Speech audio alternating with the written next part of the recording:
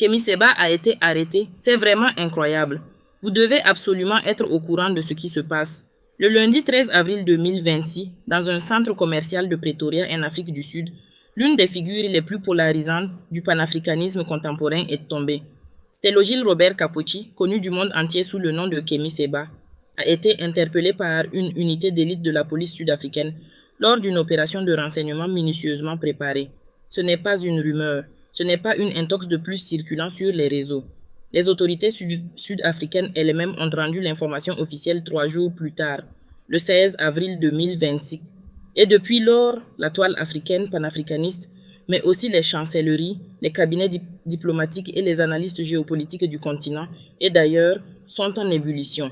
Comment un homme qui pesait 1,5 million d'abonnés sur les réseaux sociaux, qui avait l'oreille des chefs d'État du Sahel, qui se présentait lui-même comme le porte-voix des peuples africains opprimés, comment cet homme-là s'est-il retrouvé cerné dans un mall de Pretoria accompagné de son fils de 18 ans et d'un ressortissant sud-africain avec une somme de plus de 318 000 rands en liquide sur lui, à quelques jours d'une tentative présumée de franchir clandestinement le fleuve Limpopo pour rejoindre le Zimbabwe? Voilà les questions que tout le monde se pose ce soir. Et nous allons y répondre avec les faits, rien que les faits, et sans filtre, parce que cette histoire est bien plus complexe, bien plus profonde et bien plus révélatrice qu'un simple fait divers. Elle touche avec peut-être à la géopolitique africaine, au réseau d'influence qui traverse les capitales du Sahel, à la relation toujours explosive entre la France et l'Afrique, à la montée en puissance de nouvelles alliances entre des États africains souverainistes et des puissances comme la Russie. Elle touche aussi à la question fondamentale de la liberté d'expression militante dans un contexte où les coups d'État, les tentatives de déstabilisation et les jeux d'influence se multiplient sur le continent. Et cette histoire, enfin, interroge sur les limites entre convictions politiques sincères et participation, même immatérielle, même à distance, à des tentatives de renversement de gouvernements élus. Alors, avant d'aller plus loin, laissez-moi vous donner le contexte immédiat. Nous sommes le 13 avril 2026, à quelques heures à peine de l'annonce des résultats provisoires de l'élection présidentielle béninoise. Romuald Wadani, le candidat du camp présidentiel, vient d'être déclaré vainqueur. Le Bénin est en tension politique. Et c'est dans ce moment précis, dans ce centre commercial connu sous le nom de Brooklyn Mall, situé dans l'un des quartiers les plus huppés de Pretoria, que les Hawks, l'unité d'investigation de haute priorité de la police sud-africaine, réputée pour son indépendance et sa redoutable efficacité, ont procédé à l'arrestation de 3 individus. Ces 3 hommes, c'est Kémy Séba lui-même, son fils Konsu Séba Kapotchi, 18 ans à peine, et un 3e homme répondant au nom de François Van der Merwe, ressortissant sud-africain. Ce dernier est décrit par les enquêteurs comme un facilitateur rémunéré, un homme qui, selon la police, aurait organisé et coordonné le passage clandestin du groupe à travers la frontière naturelle séparant l'Afrique du Sud du Zimbabwe, le fleuve Limpopo. Ce que les autorités ont saisi lors de l'opération est éloquent. Plusieurs téléphones portables et surtout environ 318 000 rangs en numéraire, ce qui représente un peu plus de 10 millions de francs CFA. Dans un pays où la majorité de la population survit avec moins de 500 rangs par mois, retrouver pareille somme en liquide dans le sac d'un fugitif international ne passe évidemment pas inaperçu. Les enquêteurs évoquent également un montant de 250 000 rangs, soit environ 13 000 €, qui aurait constitué la rémunération versée à François Van der Merwe pour organiser le passage clandestin vers le Zimbabwe. L'objectif présumé de cette traversée illégale, gagner ensuite l'Europe en contournant les aéroports internationaux, où Kémy Séba figurait sur des listes de surveillance depuis la délivrance d'un mandat d'arrêt international béninois, émis le 12 décembre 2025. Et là, on entre dans le cœur de l'affaire. Pour comprendre pourquoi Kémy Séba est recherché par le Bénin, pourquoi il est mentionné dans des dossiers judiciaires en France, et pourquoi son arrestation à Pretoria est bien plus qu'un simple incident diplomatique entre 2 pays africains, il faut remonter au 7 décembre 2025. Cette date, certains d'entre vous s'en souviennent peut-être, d'autres l'ignorent encore, mais elle est désormais gravée dans l'histoire politique du Bénin et par extension dans celle du mouvement panafricaniste contemporain. Le 7 décembre 2025, dans la capitale économique béninoise Cotonou, un groupe de militaires mutins commandé par le colonel Pascal Tigiri a tenté de renverser le gouvernement du président Patrice Talon. L'opération a duré quelques heures. Elle a été déjouée, neutralisée, avec l'appui de forces régionales et, selon plusieurs sources, de l'armée française. Patrice Talon est resté au pouvoir. Mais dans les heures qui ont suivi l'annonce de la tentative de coup d'État par les mutins eux-mêmes, une vidéo a circulé sur les réseaux avec une vitesse foudroyante. Une vidéo dans laquelle Kémi Séba, depuis son lieu d'exil, accueillait l'événement comme ce qu'il appelait le jour de la libération pour le Bénin. Une vidéo dans laquelle il exprimait un soutien explicite aux militaires mutins, saluant leurs gestes comme l'expression d'un courage patriotique en adéquation avec la souveraineté populaire. La réaction du gouvernement béninois ne s'est pas fait attendre. Pour les autorités de Cotonou, cette prise de parole publique n'était pas simplement une opinion politique, même radicale. C'était une participation immatérielle à une tentative de déstabilisation des institutions de la République, une apologie d'actes criminels contre la sûreté de l'État. Et c'est sur la base de ces accusations que le mandat d'arrêt international a été émis le 12 décembre 2025, moins d'une semaine après le coup d'État manqué. Kémi Séba, lui, a catégoriquement rejeté ces accusations. Il les a qualifiées de mandat néocolonial, d'instrument de répression au service d'un régime qu'il accuse d'avoir trahi les intérêts du peuple béninois pour servir les oligarchies françaises et occidentales. Il a maintenu que son discours n'était pas un appel à la violence, mais un acte de résistance verbale dans un combat qu'il mène depuis 1999, depuis 27 ans, dit-il lui-même, pour l'émancipation des peuples africains du joug néocolonial. Mais la justice béninoise, elle, a maintenu sa position. Et c'est ainsi que depuis décembre 2025, Kémi Séba était devenu un fugitif recherché par Interpol, naviguant entre différents pays avec la discrétion que lui imposait cette réalité judiciaire nouvelle. Or, ce qui rend cette arrestation absolument extraordinaire, ce qui lui confère une dimension véritablement historique, c'est le profil de l'homme. Parce que Kémi Séba n'est pas un activiste ordinaire. Il n'est pas un militant de quartier dont la voix se perdrait dans le bruit ordinaire des réseaux sociaux. Il est président de l'ONG Urgence panafricaniste, une organisation dont l'influence s'étend sur plusieurs continents. Il est conseiller spécial du général Abdourahmane Tiani, l'homme fort du Niger depuis le coup d'État de juillet 2023. À ce titre, il dispose d'un passeport diplomatique nigérien, un document exceptionnel qui lui a permis de voyager librement dans de nombreux pays, malgré la perte de sa nationalité française prononcée par décret en juillet 2024. Car oui, la France a officiellement déchu Kémi Séba de sa nationalité, invoquant une posture résolument anti-française et des actes jugés contraires aux intérêts nationaux français. Une décision qu'il avait accueillie en brûlant publiquement son passeport français devant des caméras, déclarant être enfin libéré d'un fardeau. Voilà donc l'homme que la police sud-africaine a interpellé dans ce centre commercial de Pretoria. Un homme sans nationalité française, porteur d'un passeport diplomatique nigérien, recherché par le Bénin via Interpol, conseiller d'un chef d'État africain et tentant selon les enquêteurs de fuir clandestinement vers le Zimbabwe avant de rejoindre l'Europe. La question du passeport diplomatique nigérien est d'ailleurs l'un des nœuds juridiques les plus délicats de toute cette procédure. En droit international, un passeport diplomatique confère normalement une certaine immunité à son détenteur. Sa valeur dans le cadre d'une procédure d'extradition est encore à examiner par les juridictions sud-africaines.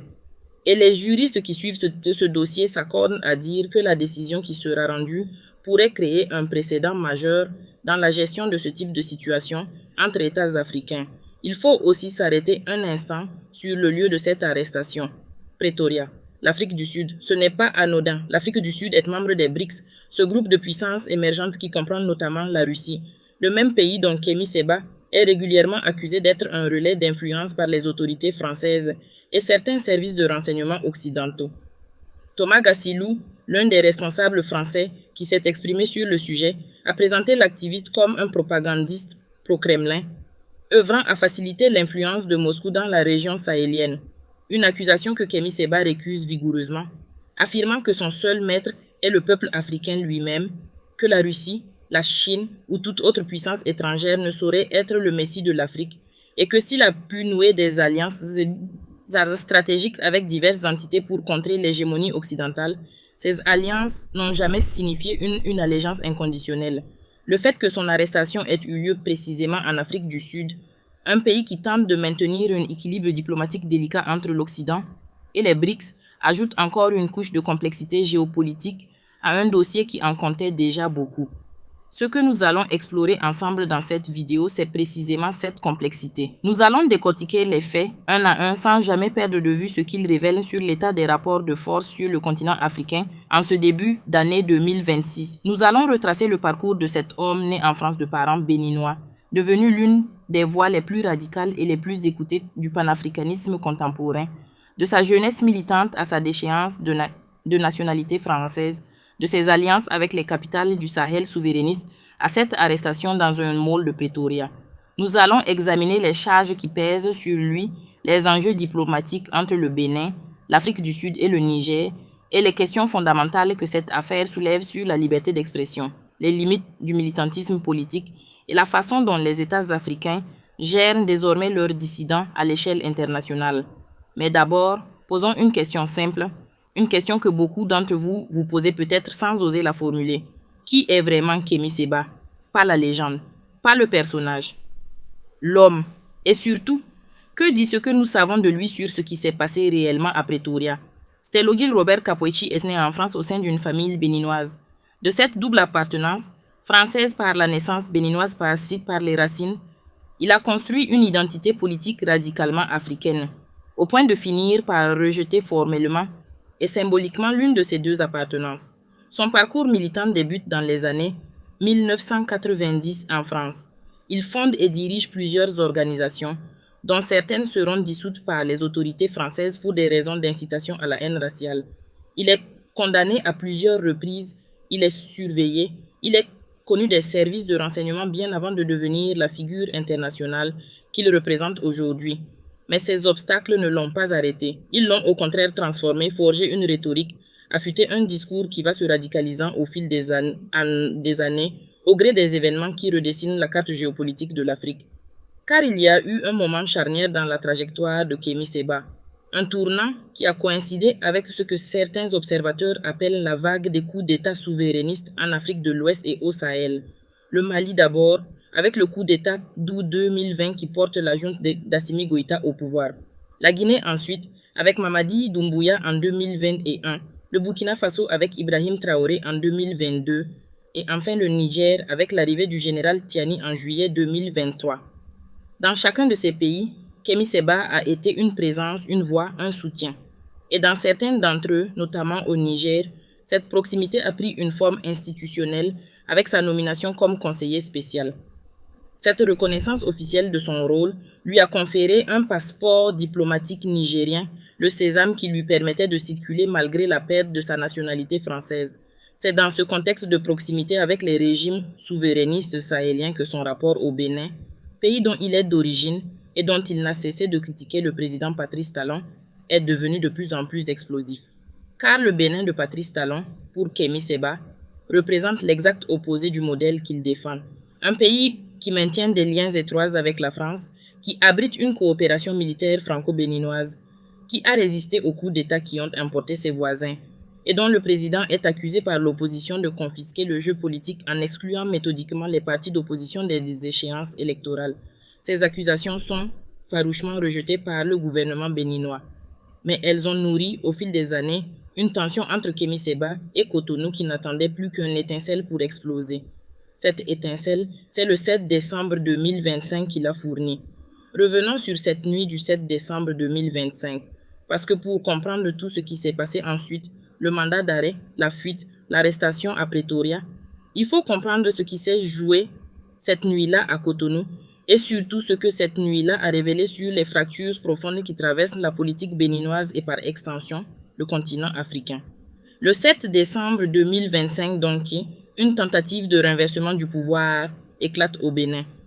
Des militaires mutins placés sous le commandement présumé du colonel Pascal Tigiri passent à l'acte. Les informations qui filtrent dans les premières heures sont confuses, contradictoires. Les médias officiels restent silencieux. Les réseaux sociaux s'emballent. Et dans ce vacuum informationnel, c'est précisément Kémy Séba qui prend la parole le premier, ou parmi les premiers depuis l'extérieur du pays. Dans une vidéo qu'il diffuse en direct, il salue les mutins, parle de libération, décrit la journée comme historique pour le peuple béninois. Une prise de position fracassante, immédiatement virale. Le problème, la tentative de coup d'État est déjouée dans les heures qui suivent. Patrice Talon reste en place et les militaires mutins sont arrêtés ou mis en fuite. Dans ce retournement de situation, la vidéo de Kémi Séba, qui avait célébré un événement avant même d'en connaître l'issue, devient un document compromettant. Certains de ses propres partisans reconnaîtront que cette sortie était précipitée, mal calibrée. Mais pour le gouvernement béninois, elle est bien plus que cela. Elle constitue, selon les autorités, une preuve tangible de soutien à une tentative de déstabilisation armée des institutions de la République. Le 12 décembre 2025, 5 jours après les événements, le mandat d'arrêt international est donc émis. Les chefs d'accusation officiels sont au nombre de 2, apologie de crimes contre la sûreté de l'État et incitation à la rébellion. Une procédure est activée via Interpol. Et Kémi Séba, qui jusque-là naviguait encore avec une certaine liberté malgré ses démêlés judiciaires passés, devient officiellement un fugitif signalé dans les aéroports et aux frontières de nombreux pays. Ce que révèle la chronologie des événements qui suivent, c'est une réduction progressive de l'espace dans lequel l'activiste peut se mouvoir. Ses apparitions publiques se raréfient, sa présence sur les réseaux sociaux diminue significativement. Des sources proches de son entourage indiquent qu'il tente de gérer sa situation juridique depuis des pays où il dispose encore de soutien. Mais chaque semaine qui passe resserre l'étau. Et c'est dans ce contexte de pression croissante qu'apparaît ce projet de traversée clandestine vers le Zimbabwe. Arrêtons-nous sur ce point parce qu'il est essentiel pour comprendre l'état d'esprit dans lequel se trouvait Kémi Séba au moment de son arrestation. Un homme qui dispose d'un passeport diplomatique, qui a des soutiens à Niamey, à Bamako, à Ouagadougou, choisit néanmoins de traverser clandestinement un fleuve frontière pour fuir vers le Zimbabwe, puis tenter de rejoindre l'Europe. Pourquoi? 2 lectures s'affrontent. La première, celle des autorités. Parce que les mandats d'arrêt internationaux, notamment béninois et la surveillance française, rendaient tout passage aérien risqué, même avec un passeport diplomatique. La seconde, celle de ses partisans, parce qu'il était la cible d'une traque organisée, qu'il était conscient que sa liberté ne tenait plus qu'à un fil et qu'il cherchait à rejoindre un pays où il pourrait continuer à se battre. Ces 2 lectures ne sont d'ailleurs pas incompatibles. Elles disent toutes les 2 la même chose. En ce début avril 2026, Kémi Séba était un homme acculé, et c'est dans cet état que les Hawks l'ont retrouvé au Brooklyn Mall de Pretoria, une unité d'élite, un renseignement ciblé, une opération chirurgicale qui ne laissait pas de place à l'improvisation, 3 individus interpellés, des téléphones saisis, de l'argent liquide confisqué, le récit d'une fuite qui tourne court. Mais au-delà du fait divers, aussi spectaculaire soit-il, que nous dit cette arrestation sur l'Afrique de 2026? Que nous dit-elle sur les rapports entre États africains, entre mouvements panafricanistes et gouvernements, entre liberté d'expression et sécurité nationale? C'est là que l'affaire Kémi Séba cesse d'être simplement un fait divers pour devenir un révélateur, une loupe grossissante sur les contradictions qui déchirent le continent africain en ce moment précis de son histoire.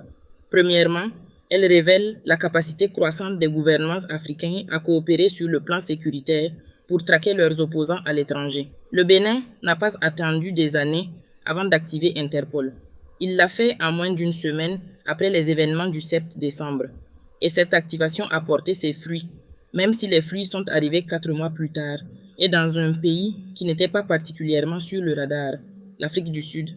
Cela pose des questions importantes sur la capacité des activistes, des rébellions, des opposants politiques, des dissidents, appelez-les comme vous voulez, à trouver refuge sur le continent africain. La carte des pays disponibles se réduit. Les espaces de liberté rétrécissent. Et les outils de coopération policière internationale sont de plus en plus maniés par des gouvernements africains qui, hier encore, étaient considérés comme trop fragiles ou trop peu organisés pour s'en servir efficacement. Il y a 2 niveaux de charges dans cette affaire.